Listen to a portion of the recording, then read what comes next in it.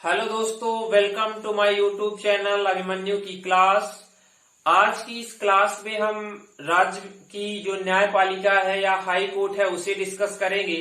इस high court के अंतर्गत हम पढ़ेंगे कि मध्य प्रदेश का हाई कोर्ट कहाँ है, वर्तमान में कितने हाई कोर्ट हैं पूरे देश के अंदर, और इन न्यायाधीशों की योग्यताएं कौन सी हैं, न्यायाधीशों का कार्यकाल कितना है, शपथ ग्रहण कौन दिलवाता है, या इसी से संबंधित और टॉपिकों पर हम चर्चा करेंगे, या और जो राज्य की न्यायपालिका इससे संबंधित जितने भी महत्वपूर्ण तथ्य है उन तथ्यों को आज की इस क्लास में हम समझेंगे।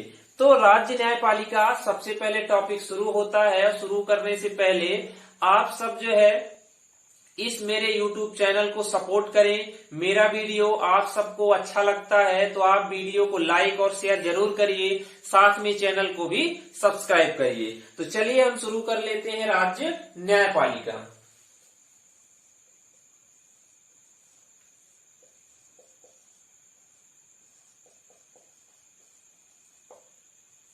राज्य न्यायपालिका, और राज्य न्यायपालिका में सर्वश्रेष्ठ स्थान किसका आता है? तो सर्वश्रेष्ठ स्थान आता है हाई कोर्ट का। तो राज्य न्यायपालिका मतलब क्या होगा? सीधा सा हाई कोर्ट होगा। हाई कोर्ट, राज्य न्यायपालिका में हाई कोर्ट को पढ़ेंगे, और हाई कोर्ट सबसे शीर्ष न्यायालय कहलाता है राज्यों का। वही हम केंद्र में बात करें कि सबसे शीर्ष न्यायालय में कौन आता है, तो हमारा सुप्रीम कोर्ट आता है, जिसको हमने पिछले वीडियो में पढ़ करके समझ लिया है। तो इस राज्य न्यायपालिका के अंतर्गत हम हाई कोर्ट को पढ़ने वाले हैं। और सबसे पहले इसमें मैं लिख देता हूं कि राज्य का शीर्ष न्यायालय कहलाता है हाई कोर्ट।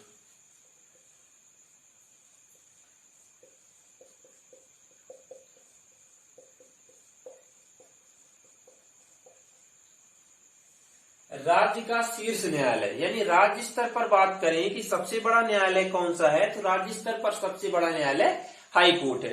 अब हम बात करें कि संविधान के भाग नंबर कितने में इस हाई कोर्ट का प्रावधान किया गया है, तो भाग आता है 6, भाग 6 आता है। और आर्टिकल की बात करें तो आर्टिकल 214 से लेकर के 231 तक इसका प्रावधान किया गया है। 214 से लेकर 231 आर्टिकल तक, कि 214 से शुरू होगा, 231 आर्टिकल तक प्रावधान किया गया हाई कोर्ट का। अब ये देख लेते हैं हम कि आर्टिकल जो 214 है, 214 में क्या प्रावधान करता है कि प्रत्येक राज्य के लिए क्या होगी? हाई कोर्ट होगी। प्रत्येक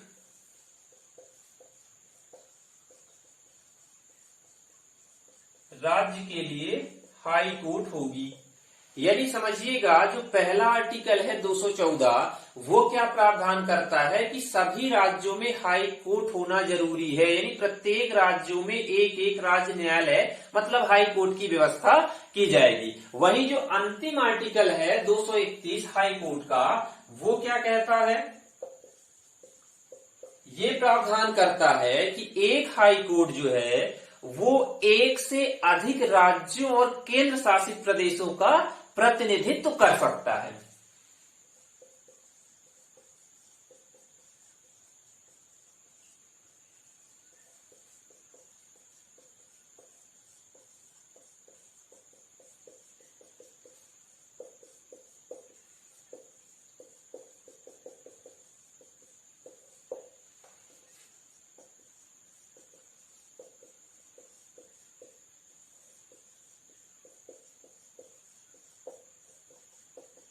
यानी कहने का तात्पर्य क्या है कि एक से अधिक राज्यों में, यानी कहने का मतलब है 2 राज्यों या 2 से अधिक राज्यों की एक संयुक्त हाई कोर्ट हो सकती है। ये आर्टिकल कौन सा प्रावधान करता है? 231 प्रावधान करता है। अब हम बात कर लेते हैं कि वर्तमान में हमारे देश में हैं कितने हाई कोर्ट। एक तरफ 214 आर्टिकल के तहत कहता है कि प्रत्येक राज्यों में हाई कोर्ट होना चाहिए। वही दूसरा आर्टिकल 231 ये क्या कहता है कि एक हाई कोर्ट एक से अधिक राज्यों या केंद्र शासित प्रदेशों का प्रतिनिधित्व कर सकता है। तो वर्तमान में हम उच्च न्यायालयों की बात करें वर्तमान में कितने हैं? 25, यानी 25 हाई कोर्ट देश में है हमारे। हाई कोर्ट की संख्या जो है वो 25 मतलब 25 है। अब ये जान लेते हैं हम, जब हमने ये जाना कि 25 हाई कोर्ट है तो सबसे पहला हाई कोर्ट कौन सा बना और सबसे अंतिम हाई कोर्ट कौन सा बना, मतलब अभी हाल ही में जो बना है वो कौन सा हाई कोर्ट है। तो ये जान लेते हैं कि जो 25 हाई कोर्ट है उनमें से पहले जो है सबसे पहले मद्रास, कलकत्ता और बंबई, इन 3 न्यायालय जो हाई कोर्ट हैं या उच्च न्यायालय हैं, इनकी स्थापना एक साथ ही कर दी गई थी। पहले कौन बनता है? बंबई, मद्रास और कोलकाता। ये कब बनते हैं? ये बनते हैं 1862 में। सबसे पहले तीनों उच्च न्यायालय एक साथ ही बना दिए जाते हैं। उसके बाद हम बात करें कि इनके बाद कौन सा बनता है, तो इलाहाबाद उच्च न्यायालय। इलाहाबाद ये कब बनता है? ये बनता है 1866 में। इसमें एक बात याद रखनी है इलाहाबाद उच्च न्यायालय में कि ये भारत का सबसे बड़ा उच्च न्यायालय है। बड़ा का तात्पर्य है न्यायाधीशों की संख्या के आधार पर, कि सबसे अधिक जो है न्यायाधीश इसी इलाहाबाद उच्च न्यायालय में ही हैं। कितने हैं? 65 न्यायाधीश, यानी कि 65 न्यायाधीश हैं इसमें हाई कोर्ट में और इलाहाबाद हाई कोर्ट में। ये देश का सबसे बड़ा क्या है? न्यायालय है, यानी उच्च न्यायालय जो है सबसे बड़ा न्यायालय है। इसके बाद हम बात करते हैं कि सबसे छोटा न्यायालय कौन सा है जिसमें न्यायाधीशों की संख्या सबसे कम हो। तो सबसे छोटे न्यायालय में हम बात कर लेते हैं कौन सा है। ये तो हमने सबसे बड़ा पढ़ लिया। सबसे बड़ा किस आधार पर? याद रखिएगा सभी लोग, जनसंख्या के आधार पर। किसके जनसंख्या के आधार पर? न्यायाधीशों की जनसंख्या के आधार पर। अब यहाँ पे सबसे छोटे की बात कर लेते हैं। सबसे छोटा तो आता है गुवाहाटी जो है हाई कोर्ट। ये सबसे छोटा हाई कोर्ट है, यानी कि इसमें कितने न्यायाधीश हैं? तो इसमें कितने हैं? 3 न्यायाधीश हैं, यानी कि सबसे छोटा है। लेकिन इसकी क्या विशेषता है? सबसे अधिक राज्यों का प्रतिनिधित्व करता है, यानी कि ये 4 राज्यों का प्रतिनिधित्व करता है। इसको भी याद रखना है कि ये 4 राज्यों का क्या है? हाई कोर्ट है। गुवाहाटी है कहां पे शहर? बात करें तो असम में है। तो सबसे पहले हम असम राज्य को देख लेंगे। यहां मैं चारों को लिख देता हूं कौन कौन से हैं। तो असम है, अरुणाचल है, अरुणाचल प्रदेश और इसके बाद 2 और आते हैं। एक आता है मिजोरम और एक आता है नागालैंड। ये जो 4 राज्य है, इन 4 राज्यों का प्रतिनिधित्व करता है कौन? Guwahati high court. सबसे छोटा न्यायाधीशों में 3 न्यायाधीश हैं। राज्यों में बात करें कि सबसे बड़ा कौन सा है, तो 4 राज्यों का प्रतिनिधित्व करता है कौन? Guwahati high court. अब हम बात कर लेते हैं मध्य प्रदेश हाई कोर्ट की। तो मध्य प्रदेश हाई कोर्ट जो है कब स्थापित हुआ है? सबको मालूम है, मध्य प्रदेश राज्य स्थापना के ईयर में ही हाई कोर्ट की भी स्थापना हो गई थी। कहने का तात्पर्य है 1956 में मध्य प्रदेश हाई कोर्ट कहां है? सबको मालूम है, जबलपुर में। जबलपुर में इसका क्या है? मुख्यालय है। तो जबलपुर में 1956 जब राज्य मध्य प्रदेश राज्य का गठन हुआ पहली बार 1956 में, उसके साथ ही हाई कोर्ट की भी स्थापना कर दी जाती है। अब बात करें कि मध्य प्रदेश हाई कोर्ट की कितनी और शाखाएं हैं, ब्रांच हैं, खंडपीठ है। तो 2 ब्रांच पहले से ही बनी हुई थी। भोपाल जो है वो तीसरे खंडपीठ के रूप में प्रस्तावित किया गया है। तो जबलपुर की खंडपीठ कितनी है, मैं वो भी लिख देता हूं। खंडपीठ का तात्पर्य क्या है? सीधा सा मतलब है कि जो जबलपुर में तो मुख्य कार्यालय है हाई कोर्ट का। अब इसके अलावे शहरों में भी 2-3 ऐसे शहर हैं, 3 शहर हैं ग्वालियर और इंदौर में तो पहले ही इसकी खंडपीठ थी, जब भोपाल जो है वो प्रस्तावित जो है खंडपीठ है जबलपुर की। तो जबलपुर में मुख्य कार्यालय है और इसकी शाखाएं मतलब ब्रांच जो है वो और 3 शहरों में बनाई गई है। क्यों बनाई गई है? कि जबलपुर उच्च न्यायालय के भार को कम करने के लिए। क्योंकि हम बात करें कि पूरे प्रदेश के लोग यदि एक शहर पहुंचते हैं तो क्या दिक्कत हो सकती है कि भीड़ भाड़ ज्यादा होगा, है ना, और लोग जो है लोगों की समस्या का समाधान होगा नहीं। इसलिए इस भार को या इस दबाव को कम करने के लिए राज्य के और जो बड़े शहर हैं उन बड़े शहरों में इसकी अलग अलग शाखाएं खोल दी गई हैं और इनका अलग अलग क्षेत्राधिकार बना दिया गया है कि इतने जिले इस ग्वालियर के अंतर्गत आएंगे, इतने भोपाल में और इतने इंदौर में, है ना। तो ये सब क्या है, काम के दबाव को कम करने के लिए 3 खंडपीठें बनाई गई हैं। ग्वालियर, इंदौर और एक प्रस्तावित है वो है भोपाल, उसको भी लिख देता हूं। प्रस्तावित है भोपाल। तो यानी अब ये याद रखना है कि मध्य प्रदेश के जो 4 बड़े शहर है उन चारों शहरों में हाई कोर्ट के काम होते हैं। मतलब जबलपुर जो शहर है वहां तो मुख्यालय ही है हाई कोर्ट का। फिर हम बात कर लें ग्वालियर और इंदौर, इन 2 में खंडपीठ पहले से ही है, यानी कि हाई कोर्ट की एक एक शाखाएं या एक एक ब्रांच दोनों बड़े शहरों में। तीसरा जो खंडपीठ है वो है भोपाल प्रस्तावित, कुछ दिनों में वहां भी हाई कोर्ट के काम होना चालू हो जाएगा। वर्तमान जिस एरिया में हम लोग हैं यहां यदि हमें कुछ काम है तो हम जबलपुर हाई कोर्ट सीधे जाते हैं। ठीक है, अब हम बढ़ लेते हैं आगे कि हाई कोर्ट का जो है वो गठन कैसे होता है, गठन के बाद न्यायाधीशों की योग्यता क्या है। तो सबसे पहले हाई कोर्ट के गठन की बात आएगी, तो इसे मैं पहले साफ कर देता हूं।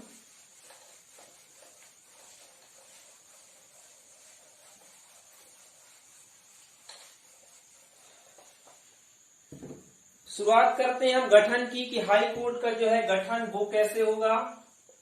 हाई कोर्ट का गठन, गठन का मतलब होता है संरचना, यानी किनसे मिलकर के हाई कोर्ट बनेगी। तो सबसे पहले क्या है, एक मुख्य न्यायाधीश होगा। यहाँ पे एक आर्टिकल प्रावधान करता है, कौन सा आर्टिकल है, आर्टिकल है 216। ये क्या प्रावधान करता है कि किसी भी हाई कोर्ट में एक मुख्य न्यायाधीश होगा, एक मुख्य न्यायाधीश होगा। फिर इसकी मदद के लिए कुछ अन्य न्यायाधीश भी होंगे और इसका निर्धारण किसके द्वारा किया जाएगा, राष्ट्रपति के माध्यम से अन्य न्यायाधीशों का निर्धारण होगा कि किस हाई कोर्ट में कितने अन्य न्यायाधीश बनाए जाएं। एक बात ये याद रखना है कि सभी उच्च न्यायालयों में मुख्य न्यायाधीश एक ही होगा, लेकिन जो अन्य न्यायाधीश होंगे, अन्य न्यायाधीश होंगे वो क्या है, राष्ट्रपति के निर्धारण के बाद ही इनकी संख्या तय की जाएगी। राष्ट्रपति निर्धारित करेगा कि अन्य न्यायाधीशों की संख्या कितनी होगी। अब हम बात कर लेते हैं कि जो मुख्य न्यायाधीश है ये हमने अभी देखा यहाँ पे, इसकी नियुक्ति किसके द्वारा की जाती है, मुख्य न्यायाधीश की नियुक्ति करता कौन है, राष्ट्रपति करता है ना।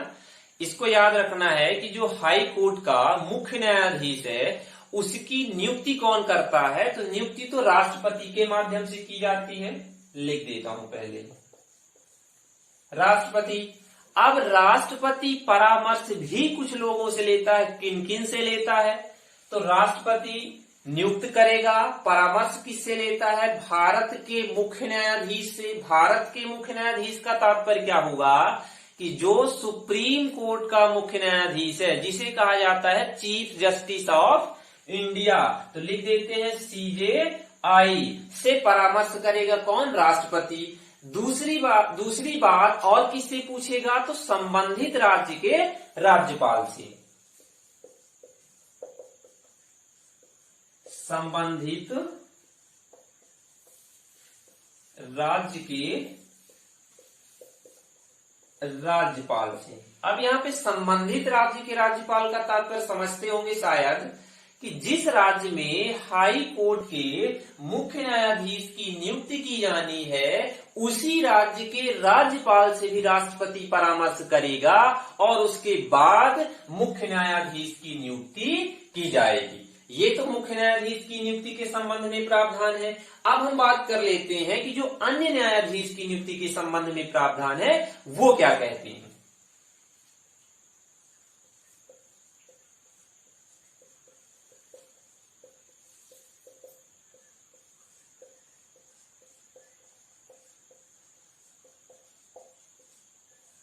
अन्य न्यायाधीशों की नियुक्ति यानी कि जो मुख्य न्यायाधीश की मदद सहयोग के लिए बनाए जाएंगे अन्य न्यायाधीश, उनकी नियुक्ति किसके माध्यम से की जाएगी, तो उनकी नियुक्ति जो है CJI यानी चीफ जस्टिस ऑफ इंडिया, उसके बाद संबंधित राज्य का कौन,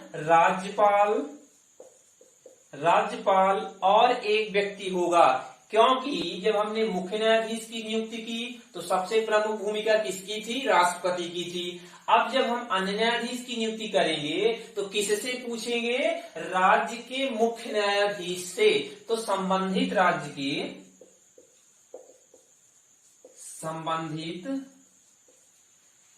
के मुख्य न्यायाधीश से। अब यहाँ पे दोनों में, एक राज्यपाल में भी और एक किसमें, मुख्य न्यायाधीश में भी संबंधित जोड़ना बहुत जरूरी है। कहने का तात्पर्य है कि यदि मध्य प्रदेश के अन्य न्यायाधीश की नियुक्ति की जानी है तो चीफ जस्टिस ऑफ इंडिया यानी भारत का मुख्य न्यायाधीश, राज्यपाल मतलब मध्य प्रदेश का राज्यपाल और मुख्य न्यायाधीश मतलब मध्य प्रदेश हाई कोर्ट जो जबलपुर है यहाँ के मुख्य न्यायाधीश, इन 3 लोगों के परामर्श से या 3 लोगों की सहमति से अन्य न्यायाधीशों की नियुक्ति की जाएगी। अब बात कर लेते हैं न्यायाधीशों की योग्यता की कि कौन सा व्यक्ति ऐसे हैं जो कि हाई कोर्ट के न्यायाधीश बन सकते हैं। योग्यताएं कौन कौन सी एलिजिबिलिटी है, योग्यता है कि व्यक्ति यदि पूरा करता है तो वह हाई कोर्ट का न्यायाधीश बन सकता है। तो सबसे पहली और सबसे नॉर्मल और सभी पदों में आने वाली योग्यता कि वह भारत का नागरिक हो, वह भारत का नागरिक हो, सबसे पहली और सबसे आसान योग्यता। दूसरी योग्यता की हम यदि बात करें कि वह कम से कम 10 वर्ष तक किसी भी न्यायिक पद पर कार्य कर चुका हो, कम से कम 10 वर्षों तक न्यायिक पद पर कार्य कर चुका हो। यानी जिस व्यक्ति को न्यायाधीश बनाया जाना है वो व्यक्ति राज्य या किसी केंद्र शासित प्रदेश में कम से कम 10 वर्षों तक किसी भी न्यायिक पद पर काम कर चुका हो, ऐसा व्यक्ति। तीसरी बात इसमें आती है कि एक या एक से अधिक राज्यों में व्यक्ति लगातार 10 वर्षों तक अधिवक्ता रह चुका हो। एक या एक से अधिक राज्यों या यहां पे हो सकता है केंद्र शासित प्रदेशों में लगातार 10 वर्षों तक अधिवक्ता का तात्पर्य क्या है, रहा हो। यानी कि 3 योग्यताएं मुख्य रूप से न्यायाधीश की है कि पहला तो वह भारत का नागरिक हो, दूसरी योग्यता क्या है कि वह लगातार 2 या 2 से अधिक जगहों पर किसी न्यायिक पद पर काम कर चुका हो 10 वर्षों तक। तीसरी योग्यता क्या है कि 1 या 1 से अधिक राज्यों में लगातार उच्च न्यायालय में क्या रहा हो, अधिवक्ता के पद पर रहा हो 10 वर्षों तक। ऐसा व्यक्ति जो है उच्चतम न्यायालय में अधिवक्ता रहा हो। अधिवक्ता रहा हो का तात्पर्य यहाँ पे है वकील रहा हो, जिसे हम एडवोकेट कहते हैं, ठीक है ना। लगातार यदि वो 10 वर्षों तक किसी भी उच्च न्यायालय में क्या रहा हो, वकील रहा हो, तो ऐसे व्यक्ति को क्या बनाया जा सकता है, न्यायाधीश के रूप में नियुक्त किया जा सकता है। अगली बात एक और आती है शपथ ग्रहण की। योग्यता हमने पढ़ ली, अब देख लेते हैं शपथ कि राज्यपाल को जो है शपथ कौन दिलाता है। राज्यपाल को कह रहा हूं, हाई कोर्ट के न्यायाधीश को शपथ कौन दिलाता है, ये हमें पढ़ना है। तो राज्यपाल शपथ दिलाता है, राज्यपाल या राज्यपाल जो है किसी दूसरे व्यक्ति को नियुक्त करेगा जो कि न्यायाधीश को क्या दिलाएगा, शपथ। राज्यपाल या राज्यपाल द्वारा कोई व्यक्ति अलग से नियुक्त किया जाता है।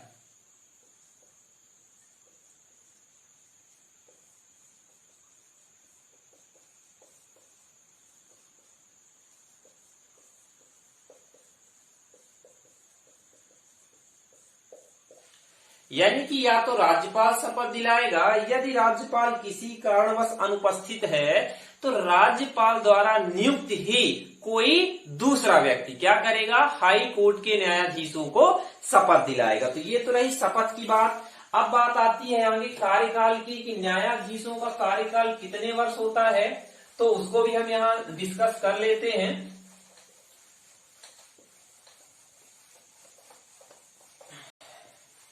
आप लोगों को क्लास समझ आ रही होगी, और यदि क्लास आप लोगों को वो अच्छी लगती है तो कमेंट बॉक्स में जरूर मैसेज करके बताएं कि क्लास आपको कैसी लगी। ठीक है, तो हम कार्यकाल, लास्ट टॉपिक है इसका, कार्यकाल क्या है न्यायाधीशों का, तो हम कार्यकाल को भी समझ लेते हैं।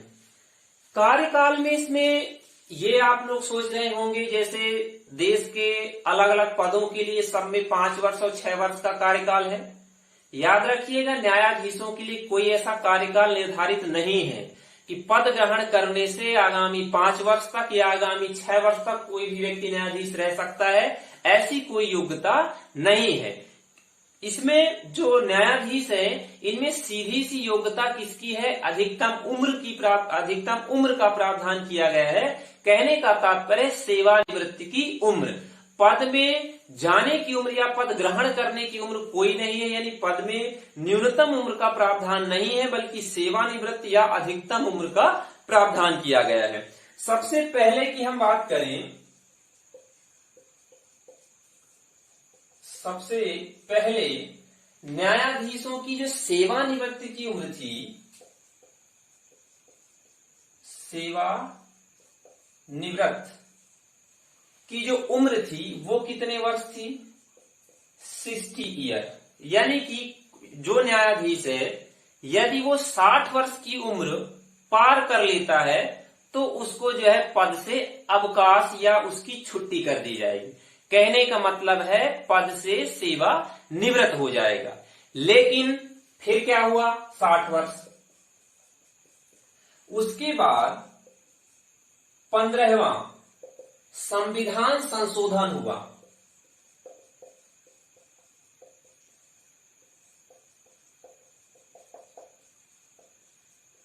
संशोधन कब होता है, 1963 में। और इसमें क्या कर दिया गया कि जो न्यायाधीशों की सेवानिवृत्ति की उम्र 60 वर्ष थी उसे बढ़ा करके 62 वर्ष कर दिया जाता है। यानी कि 60 से बढ़ा करके 62 वर्ष सेवानिवृत्ति की उम्र कर दी गई 15वें संविधान संशोधन के द्वारा, जो 1963 में किया गया था। फिर आगे क्या होता है, 114वां संविधान संशोधन हुआ। संविधान संशोधन हुआ और इसमें क्या कर दिया गया, सेवानिवृत्ति की उम्र 62 से बढ़ा करके 65 वर्ष कर दी जाती है। 65 ईयर यानी कि वर्ष सेवानिवृत्ति की उम्र। तो ये 3 बार का घटनाक्रम याद रखना है कि जो हाई कोर्ट है उसके न्यायाधीशों की जो सेवानिवृत्ति की उम्र है वो सबसे पहली बार 60 वर्ष निर्धारित की गई थी, लेकिन 15वें संविधान संशोधन 1963 के माध्यम से 60 से बढ़ा करके उम्र को 62 वर्ष कर दिया गया। उसके बाद संविधान का 114वां संविधान संशोधन हुआ जिसमें 62 वर्ष से सेवानिवृत्ति की उम्र बढ़ा करके 65 वर्ष कर दी गई है और वर्तमान समय में सेवानिवृत्ति की उम्र 65 वर्ष ही है। आगामी जब संशोधन होगा तो देखना होगा कितने वर्ष इसकी उम्र बढ़ा दी जाती है। तो यहाँ पे ये 2 से याद रखना है कि जो हाई कोर्ट के न्यायाधीश की रिटायरमेंट की उम्र है वो भी 65 वर्ष है, और जब हमने सुप्रीम कोर्ट पढ़ा था पिछली क्लास में उसमें भी रिटायरमेंट के लिए न्यायाधीशों की रिटायरमेंट की जो उम्र है वो 65 वर्ष ही निर्धारित थी। तो यहाँ पे दोनों का एक बराबर उम्र का प्रावधान किया गया है। एक बात यहाँ पे छूट रही है, जैसे अभी हमने पढ़ा कि मध्य प्रदेश उच्च न्यायालय की स्थापना 1955 में हुई। इसकी जो मुख्यालय है, इसका मुख्यालय जबलपुर में है। जबलपुर की खंडपीठ या जो ब्रांच है वो ग्वालियर और इंदौर 2 शहरों में है। साथ में भोपाल में प्रस्तावित है, आगे आने वाले समय में वहां पर भी काम होने लगेगा। एक बात यहाँ पे है कि वर्तमान में जो है हाई कोर्ट, जो जबलपुर हाई कोर्ट है उसके न्यायाधीश कौन है, तो उसको भी मैं लिख देता हूं, मोहम्मद रफीक। ये अभी हाल ही में कुछ दिनों पहले ही मध्य प्रदेश लिख देता हूं एमपी हाई कोर्ट के मुख्य न्यायाधीश बने हैं। मुख्य न्यायाधीश बने हैं मोहम्मद रफीक। तो आज हमने हाई कोर्ट के बारे में डिस्कस किया। आई होप ये वीडियो आप सबको बहुत अच्छा लगा होगा और हम ऐसी जो है उम्मीद भी रखते हैं आप सबसे कि आप हमारे वीडियो को लाइक करेंगे और ज्यादा से ज्यादा दोस्तों तक शेयर भी करेंगे। साथ में हमारे चैनल को सब्सक्राइब भी करिए और अगला टॉपिक हमारा अगली वीडियो में आएगा। तब तक के लिए धन्यवाद।